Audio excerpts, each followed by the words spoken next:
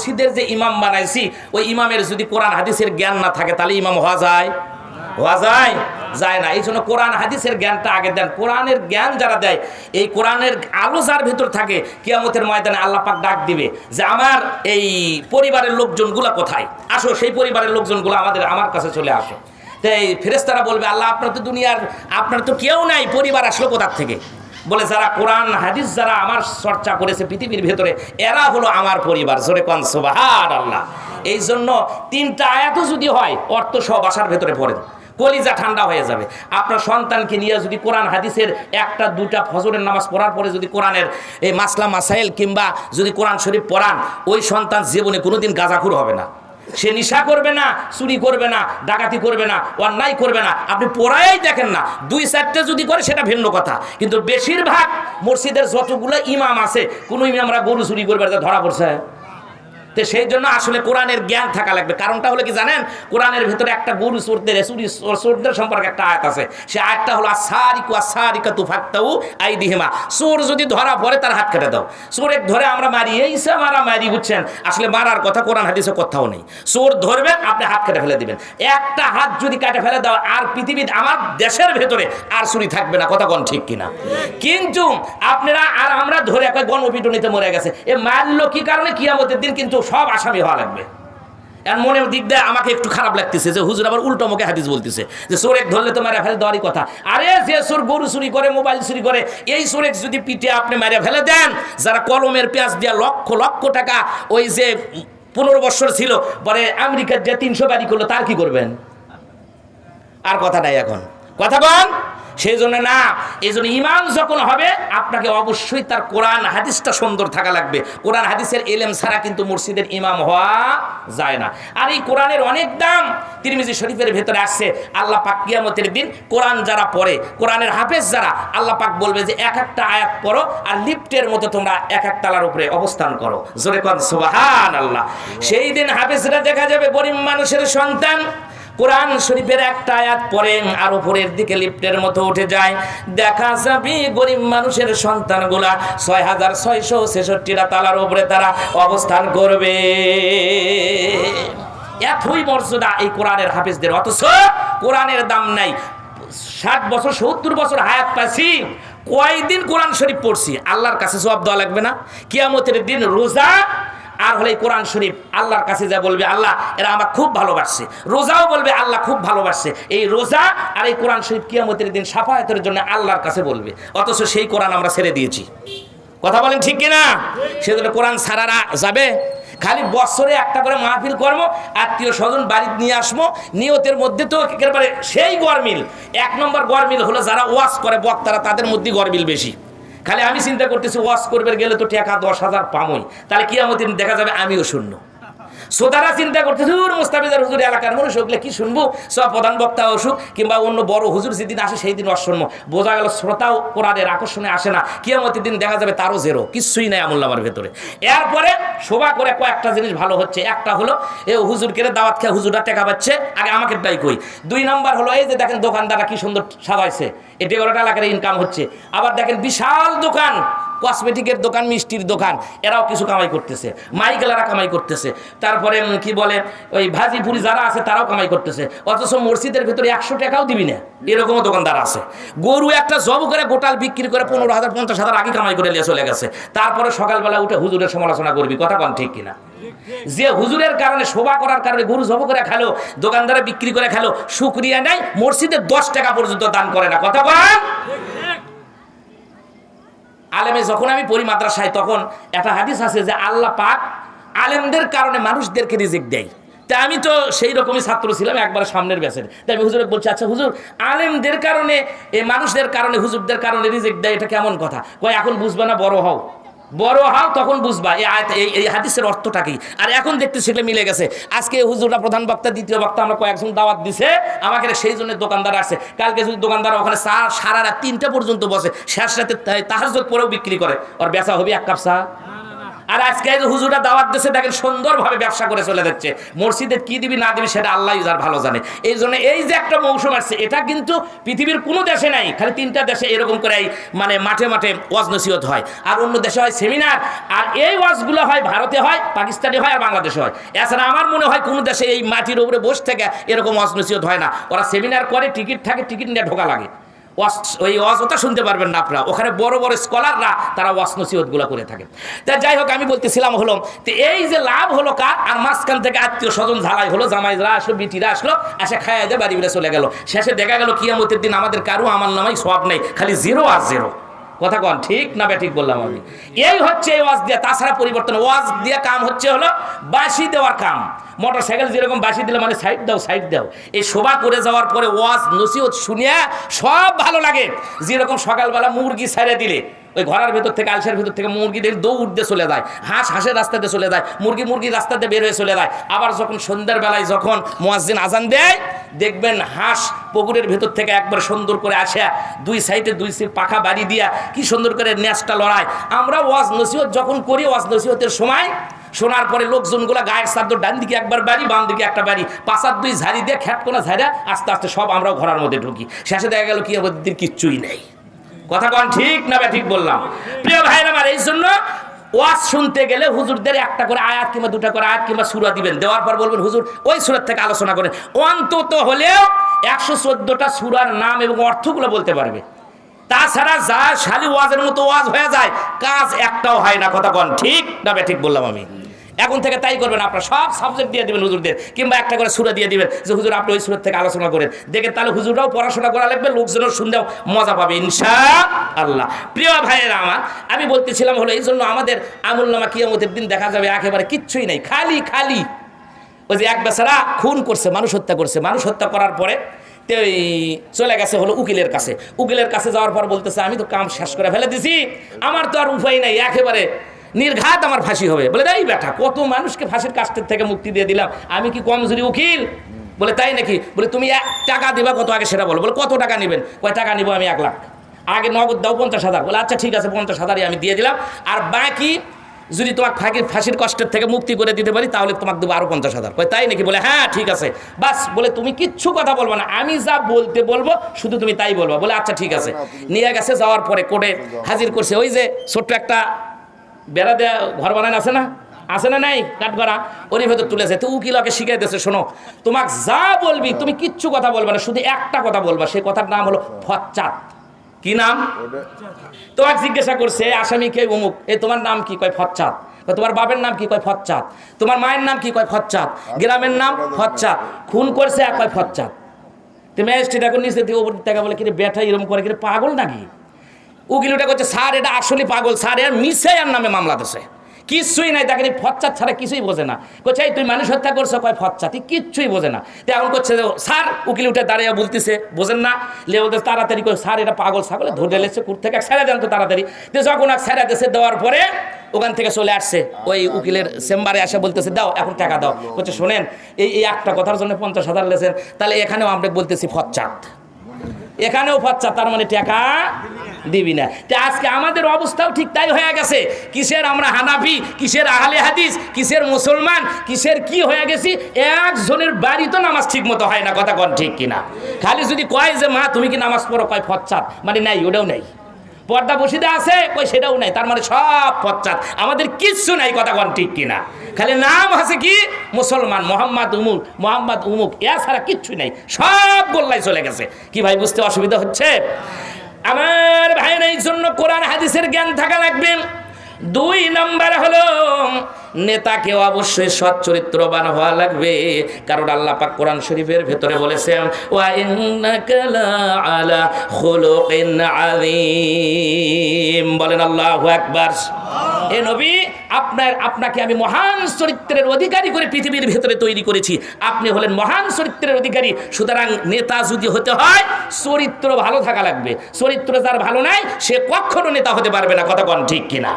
ইংরেজিতে একটা কথা আছে, character is lost, everything is lost. চরিত্রই যখন তুমি হারাবা, তোমার কাছে হারানোর বস্তু আর কি আছে? টাকা যদি হারিয়ে যায় পাওয়া যায়, সার্টিফিকেটের কাগজ যদি হারিয়ে যায় পাওয়া যায়, কিন্তু একবার চরিত্র যখন নষ্ট হয়ে যায়, সেই নারী আর পুরুষ কখনই বুকে হাত দিয়ে বলতে পারবে না যে আমার চরিত্র ঠিক আছে। কথা বলেন ঠিক না বেঠিক? আর সমস্ত নবীদেরই চরিত্র ভালো ছিল, আর নবীরাও সেই জন্য সেই রকমই নেতা ছিলেন। আর আল্লাহ পাক একেবারে সার্টিফিকেট দিয়েছে, ওয়া ইন্নাকা লাআলা খুলুকিন আযীম, আপনি হলেন মহান আদর্শের ঊর্ধ্বে আছেন, আপনার মহান চরিত্র আপনার, এটা আল্লাহ পাক সার্টিফিকেট দিয়েছে। সুবহানাল্লাহ বলবেন না? আর আমরা তো বলি যে আমাদের নেতা সাইয়েদেনা, মানে কি আমাদের নেতা, আবার লিডার, যে আমাদের নেতা তিনি হলেন বিশ্ব নবী জনাবে মুহাম্মদ রাসূলুল্লাহ সাল্লাল্লাহু আলাইহি সাল্লাম। সেই জন্য নেতার 2 নম্বর চরিত্র হলো 1 নম্বর কোরআন হাদিসের জ্ঞান। কারণটা হলো কি, 3-4 শতকের যে আমরা মসজিদ বানাছি, ওই মসজিদের ইমামের যদি ইমাম যখন নির্বাচন করা হয়, ওই ইমামের যদি দেখে যে দাড়ি নাই, ওই ইমাম রাখবে? আপনারা মনে হয় রাখবেন? রাখবেন না। দাড়ি না থাকার কারণে ইমামতি চলবে না, কোরআন হাদিসের জ্ঞান না থাকলে ইমামতি চলবে না। এমনকি 7 গায়ে দিয়ে যদি ইমাম সাহেব নামাজ পড়াবে জায়গায়, দূর হুজুর কোথা থেকে আসছে রে, এই হুজুরের টাইম নাই। কথা কোন ঠিক কিনা? কথা ঠিক বললাম না ভুল বললাম? তাহলে যদি 5 শতকের মসজিদের জন্য এত কিছু দেখে, শুধু তাই না, ইমামের এটা দেখে না, দেখতে দেখতে হুজুর কি কর্ম করে খায়। হুজুর যদি বিড়ি খায়, ওই ইমামের পেছনে নামাজ হবে? ওই ইমাম লিবেন না। তাহলে দেখেন ইমামের কতগুলা মানুষ দেখে ছোট্ট আনা জায়গার জন্য, যখন ইউনিয়নের হয়, উপজেলার হয়, থানার হয়, দেশের যখন নেতা হয়, তার খবর কি? মসজিদ তো একটা ট্রেনিং সেন্টার, ওখান থেকে আপনার শিক্ষা নেওয়া লাগবে। ইমাম কি বক্তৃতা দেয়, ওই বক্তৃতার উপরে আমরা ফলো করা লাগবে। আজকে মসজিদের ইমামের ঠিকই দেখে, কিন্তু যখন আমি মোস্তাফিজের হুজুর যদি কই ভাই সামনে বছর মেম্বার, তো হুজুর আবার গম চুরি করে খাবি রে। কথা কয় ঠিক বললাম না ভুল বললাম? এটা হলো ধারণা না। নেতা তো সেই রকম ছিলেন বিশ্ব নবী জনাবে মুহাম্মদ রাসূলুল্লাহ সাল্লাল্লাহু আলাইহি ওয়াসাল্লাম। নবীরা ছিলেন নেতা, আর আমরা তো মনে করি যে অমুক নেতার আদর্শ মানলে একবারে সেই রকম বিপদ আপদ থেকে রক্ষা করি। অমুক নেতা যেখানে, আমরা আছি সেখানে। কিন্তু অমুক নেতা কুটি আছে, তুই কুটি। নেতা যদি মানতে চান, আমার নেতা তোমার নেতা বিশ্ব নবী মোস্তফা, আর সেই নবীর চরিত্রই হলো মহান চরিত্রের অধিকারী। আল্লাহ পাক তাকে বানাইছে। এই জন্য নেতা যেগুলো বানাবেন, সেগুলোর চরিত্র বান হওয়া লাগবে, এগুলো মনে রাখা লাগবে। কিন্তু এই নেতার 10টা গুণের কথা আমি বলবো। এই মসজিদের যেরকম দেখে, ইউনিয়ন থেকে শুরু করে একবার উপর লেভেল পর্যন্ত সবগুলো ইমামের চরিত্র এরকম দেখার দরকার আছে না নাই বলেন তো? আছে। এরপরে ভাইরা আমার 3 নম্বরে হলো ইমামকে সত্যবাদী হওয়া লাগবে। কারণ আল্লাহ পাক বলেছেন, ইয়া আইয়ুহাল্লাযীনা আমানুত্তাকুল্লাহ ওয়া কুনু মা'আস সাদিকিন। আল্লাহ পাক বলেছেন, ইয়া আইয়ুহাল্লাযীনা আমানুত্তাকুল্লাহ, হে ঈমানদারেরা আমি আল্লাহকে ভয় করো, ওয়া কুনু মা'আস সাদিকিন, যারা সত্যবাদী তাদের সাথী হও। আর আমরা দুনিয়ার নামাজ নাই, রোজা নাই, মদ গাঁজা এলকা ভেলকা বিড়ি সিগারেট নিয়ে বসে আছে, এগুলা বানাসি নেতা। আর আল্লাহ বলছেন যারা সত্যবাদী, ওয়া কুনু মা'আস সাদিকিন, তোমরা সত্যবাদীদের সাথী হয়ে যাও। সুবহানাল্লাহ বলেন। আপনার জীবনটা কোরআনের সাথে যদি না মিলাতে পারেন, আমার কথায় একটাও কোরআন হাদিসের বাইরে আমি জীবনেও বলি নাই। বাবের কিচ্ছু আমি বলি নাই, আকজবি কিচ্ছু আমি কোনোদিন বলি নাই। প্রায় 20 বছরের মতো হলে ওয়াজ করি, যা যেরকমই করতে আছি টুকটাক করে, আলহামদুলিল্লাহ। কালকে তো বললাম আমি গতকাল যে মাহফিল করছি, সেটা হলো সিরাজ এমপির বাড়ির কাছে, ফুটবলের ওখানে। তো দেখলাম অনেক কিছুই দেখলাম, জানলাম। তো যাই হোক, এটা গেল সত্যবাদী সম্পর্কে। শোনেন, নবীজি বলেছেন 3 ব্যক্তির দিকে আল্লাহ পাক তাকাবেন না, রহমতের দৃষ্টিতে তাকাবেন না। আর রহমতের দৃষ্টি যদি না হয়, তাকে অবশ্যই গজবের দৃষ্টি তার প্রতি পড়বে। আর যার প্রতি আল্লাহর গজব পড়বে, বাঁচার কোনো কায়দা আছে? সে জাহান্নামী হয়ে যাবে। 1 নম্বরে হলো ভাইরা আমার মিথ্যাবাদী শাসক। শাসক যদি মিথ্যাবাদী হয়, ওই শাসকের দিকে আল্লাহ পাক রহমতের দৃষ্টিতে তাকাবেন না। 2 নম্বর হলো বুড়ো হয়ে গেছে, দাড়ি পেকে গেছে, মোষ পেকে গেছে, চোখের বুড়োগুলো পেকেছে, সাইকো জানিম। যারা বুড়ো হয়ে গেছে, বুড়ো মানুষ যারা জেনা করা ছাড়ে নাই, এদের দিকে রহমতের দৃষ্টিতে আল্লাহ পাক তাকাবেন না। 3 নম্বর হলো অহংকারী দরিদ্র। এই অহংকারী দরিদ্রের দিকে আল্লাহ পাকও তাকাবেন না। অনেক মানুষ আছে দেখবেন, গরিব মানুষ হলে কি হবে, সাহায্য চাইছে, যদি মা বোনরা বলে একটু দেরি করো, অপেক্ষা করো, বলার সঙ্গে সঙ্গে রেগে যায়। পয়গম্বর বলেছেন ওই দরিদ্র অহংকারী দরিদ্রের দিকে আল্লাহ পাক রহমতের দৃষ্টিতে তাকাবেন না। আমার ভাইরা, যেহেতু লম্বা আলোচনা, একটু একটু খেয়াল করে শুনুন, 10টা কথা বলবো, 10টা গুণ দেখে দেখে নেতা বানান লাগবে। নেতার গুণগুলো একটু যাচাই করে নেন। 3 নম্বর গেল। 4 নম্বর হলো জনদরদি হওয়া। জনদরদি যদি না হয় তাহলে নেতা হওয়া যায় না। ভাইরা আমার, কেমন জনদরদি ছিল বিশ্ব নবী জনাবে মুহাম্মদুর রাসূলুল্লাহ সাল্লাল্লাহু আলাইহি ওয়াসাল্লাম। বুখারী শরীফের মধ্যে আসছে, নবীজি একবার তিনি মসজিদে নববীর ভিতর থেকে খাবারগুলা বিভিন্ন দেশের মানুষের কাছ থেকে তিনি খাবারগুলা যখন তিনি আসছে, তার কাছে যাকাতের মালগুলা যখন আসছেন, এই খাবারগুলা তিনি মানুষদেরকে হাঁটি হাঁটি পা পা করে লোকজনগুলো আসেন আর সবগুলো আস্তে আস্তে বিতরণ করে দেয়। বিতরণ করতে করতে রে বন্ধু, সব যখন শেষ হয়ে গেছে, এমন রাষ্ট্রপ্রধান ছিলেন বিশ্ব নবী, বাসার ভেতরে তিনি হাঁটি হাঁটি পা পা করে চলে গেলেন। বিশ্ব নবীর বাড়ি আর মসজিদে নববী কিন্তু একই জায়গার ভেতরে। আস্তে করে নবী শুধু বাসার ভেতরে চলে গেলেন। ডাক দেয়া বললেন, আয়েশা রে, আমি তো চলে আসছি, আসো দেখি একটু বাসার ভেতরে কোনো খাবার জিনিস আসে নাকি। মা আয়েশা সিদ্দিকা রাদিয়াল্লাহু তাআলা আনহা ডেকে বলেন, ইয়া রাসূলুল্লাহ, ইয়া হাবিবাল্লাহ, বাসার ভেতরে আর কি খাবার থাকবে হুজুর? আছে শুধুমাত্র কেবলমাত্র 2টা খেজুর আর 1 গ্লাস পানি। এই পানি আছে আর খেজুর আছে 2টা খেজুর আর পানি যখন নবীজির কাছে দেওয়া হলো, বলে খাবার তো কিছুই নাই। যিনি ছিলেন রাষ্ট্রপ্রধান, দোজাহানের বাদশা, সেই বাদশার বাড়িতে মাত্র আছে 2টা খেজুর। অথচ সারাদিন মানুষের খোঁজ খবর নিতেন আর খাবারগুলো তিনি বিতরণ করেন। এমন বাদশারি ভাইয়ের আমার, কোন বাদশার উম্মাত আমরা হয়ে গেছি। এরপরে সব খাবারগুলো মানুষের কাছে বিতরণ করেছে। এমনকি ওই টাইমে দেখা গেল একজন বালক তিনি চলে আসলেন নবীজির কাছে, বাসার ভেতরে সালাম দিলেন। সালাম নেওয়ার পরে ছোট্ট বাচ্চা হাঁটি হাঁটি পা পা করে বিশ্ব নবীর কাছে চলে আসছে। আসার পরে ডাক দেয়া বলেন, ইয়া রাসূলুল্লাহ, ইয়া হাবিবাল্লাহ, আমরা গরিব মানুষ হুজুর, আমার মা আমাকে পাঠিয়ে দিয়েছে, আমার মাম, আর বলেছে যা তুই নবীর কাছে চলে যা। নবী হলো দরদি মানুষ, এমন দরদি, এর মতো দরদি আর হয় না। যা বলবি, মার পরনে শুধু একটা মাত্র কাপড় আছে, ওই কাপড়টা যদি মাথার দিকে চলে দেয় হাঁটুর উপরে উঠে আসে, আর হাঁটুর নিচে যদি কাপড়টা দেয় গলা পর্যন্ত চলে আসে। হুজুর মসজিদে নববীর ভিতরে নামাজ পড়তে পারে না, মার বড় কষ্ট হয়ে যায়, বাইরেও বেরোতে পারে না। আপনি কি একটু কাপড়খানে দান করে দিবেন না? সারাদিন অনেক মানুষের জন্য আপনি কাপড়গুলা বিতরণ করেছেন। আল্লাহর রাসূল ডাক দেয়া বলে, বাচ্চা তুমি তো বড্ড দেরি করে ফেলে দিয়েছো, কারণ সব কিছু যা ছিল সব মানুষের জন্য আমি দান করে দিয়েছি। আবার ভাইয়ের পরে কোন ঘটনা ঘটলাম, ছেলেটা হাঁটি হাঁটি করে পা পা করে বাসার দিকে চলে গেলেন। বাসার ভেতরে যাওয়ার পরে ভাইয়ের আমার, তারপরে তার মা আবার বলে দিল, তুই চলে আসলি, কিছুই দিল না। বলে, মা সব বিতরণ করা হয়ে গেছে, বাসার ভেতরে তো কিছুই নাই। বলে, যা যা, রাসূলের গায়ে কি কোনো জুব্বা দেখলি না? রাসূলের গায়ে কি কোনো পাঞ্জাবি দেখলি না? বলে, হ্যাঁ মা দেখেছিলাম তো ঠিকই। বলে, যদি তাই হয় যা চলে যা, যা বলবি রাসূল হলো দরদি, দয়ার সাগর, তার কাছে যা বলবি আল্লাহ রাসূল আপনার কাছ থেকে মা আমার জুব্বাটাই চেয়েছে। বলার সঙ্গে সঙ্গে ভাইরা আমার আল্লাহর রাসূলের কাছে চলে আসলেন। আসার পর ডাক দেয়া বললেন, ইয়া রাসূলুল্লাহ, ইয়া হাবিবাল্লাহ, আপনার শরীরের ভেতরে যে জামাটা আছে এই জামাটাই আমার মা চাইছে, মা তো বের হতে পারে না, যার কারণে আপনার কাছে আসতেও পারে না। বলার সঙ্গেই সঙ্গে নবী আর দেরি করলেন না, সঙ্গে সঙ্গে গায়ের জুব্বাটা পর্যন্ত খুলে ছোট্ট বাচ্চার হাতে দিয়া বললেন, যাও যাও, এই কাপড়টা তোমার মার কাছে নিয়ে যাও। এইদিকে ভাইয়ের আমার মাগরিবের নামাজের আজান হয়ে গেল। হযরত বিলাল রাদিয়াল্লাহু তাআলা আনহু তিনি আজান দিয়ে দিলেন। আজান যখন দেয় দেখা গেল কি ব্যাপার, মাগরিবের নামাজের সময় তো অল্প, এখনো রাসূল কেন জানি মসজিদে নববীর ভেতর আসেন না। সব সাহাবী তাকায় আছে দেখি নবী কখন আসে, কিন্তু বন্ধুরে নবী আসে না। বিলালকে জিজ্ঞাসা করা হলো, বিলাল যাও যাও, তোমার পারমিশন আছে, নবীর বাড়িতে যাও।